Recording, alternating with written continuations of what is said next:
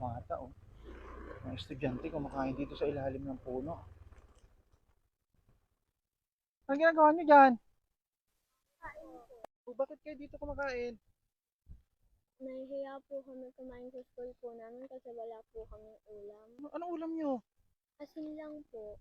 Asin lang? Anong pangalan mo? Krislin po. Rislin. Ikaw kuya, anong pangalan mo? Maisen po. Ano kayo? Magkapatid po. Magkapatid. Anong grade ka na? Parehas po kaming grade 4. Parehas kayong grade 4. Opo. Ilang taong ka na? Ako po 12 kasi po huminto po ako. Ikaw, 10 po. 10 years old. Kaya kayo dito kumakain dahil nahihiya kayo? Opo. Saan kayo nag-aaral? Doon pa po.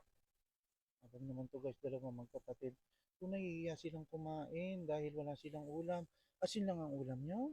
Opo. Ganun din po kahit sa bahay po namin. Lahat po ng pamilya ko po, ganun din po ang ulam. Asin din? Opo. Saan ba nagtatrabaho ang iyong magulang? Mama ko po sa bahay lang po. Yung papa ko extra lang po sa mga trabaho. Pangarap ko to sa buhay? Opo. Ano pangarap mo? Gusto ko po makapagtapos para lang po matulungan yung pamilya ko po. Okay lang yan. Huwag kang mag-alala. Matutupad ang pangarap nyo ha. Mag-aaral lang kayo mabuti. Huwag kayo mahihiya. Tuloy nyo lang yung ano nyo, yung pangarap nyo sa buhay. Pati ako naiyak na si Kuya Jun sa inyo. May awa ang Diyos. Makakaahon din kayo sa hirap. Huwag kayong mawawalan ng pag-asa. Kahit ang ulam nyo ay asin, basta kayo magsisikap balang araw. Hindi asin lang ang uulamin nyo. Kakakain na kayo ng masasarap na pagkain. Basta magsikap lang kayo sa pag-aaral nyo ha. Anong oras ang pasok nyo? Ano po, 7:30 Hanggang hanggang 3:30 po. ng hapon. Eh paano yung pag-recess nyo? Anong kinakain nyo? Wala po. Ano ba kayo magkakapatid? 6 po. 6. Ikaw ang panganay.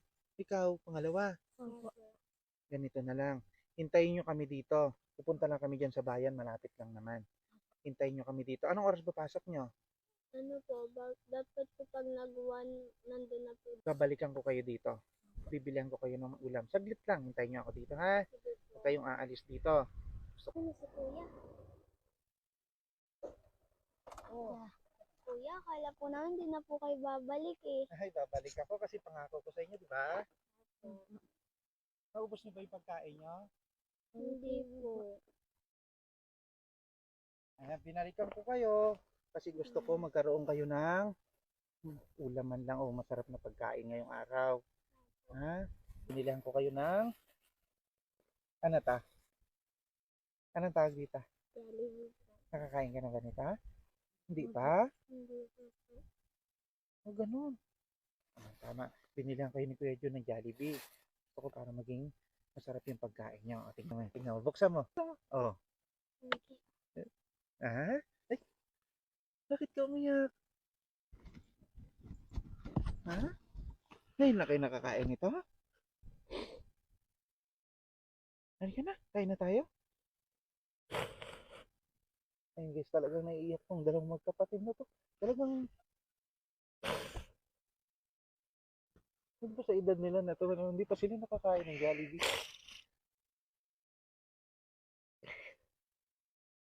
Hindi ba kayo nakakapunta ng bayan? Ha? Ay, ito. Kainin nyo to, ha? Ito gusto kong ipatigim sa inyo itong Jollibee na to. Ito yung nakikita nyo lang saan dati? Sa TV. Oh, may TV ba kayo? Wala rin. May kuryente kayo sa bahay? Wala rin? Opo. Huwag ka na umiyak, kuya. Ha? Kung may matira kayo, iuwi nyo doon sa kapatid nyo para may makain kayo. Oh, ngayon, tignan nyo. Oh, dali. Hindi na lang po namin kakainin.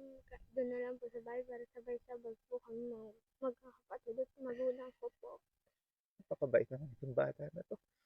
Hindi pa rin ba nakakatikim yung mga kapatid mo ng ganito? Ha? Feeling po. Marami naman to. Oh, marami yan, oh. Okay lang po. Ha? Doon na lang po kami kakain para sabay-sabay po kami. Marami yan, oh. Ganito katindi itong mabait itong mga batang ito. Inalala pa nila yung magulang nila at kapatid para lang magsalo-salo sila dito sa binili namin.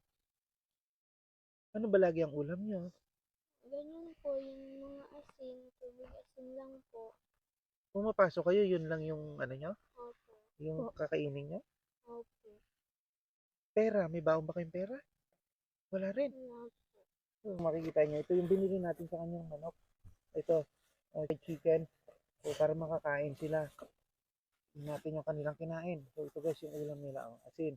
Bukod dyan, di ba wala kayong baon? Opo. Teka, hintayin nyo ako dyan ha, may kukunin lang ako sa motor. Opo. Ito, Chrislyn, di ba mayroon kayong may ulam na kayo, may kanin na rin dyan. Wala kayong baon palagi. Opo.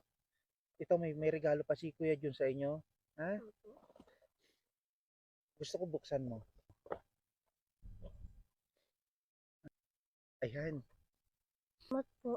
Ito, gamitin nyo ito pang baon nyo ha. Opo.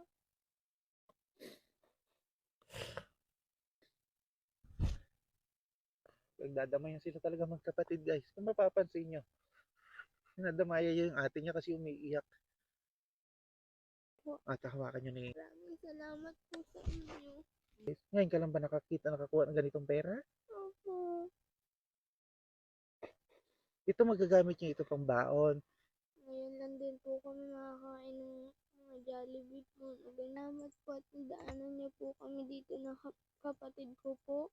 Malaking tulong po itong naibigay niyo po sa amin. Basta mag-aaral kayo mabuti ha. Opo.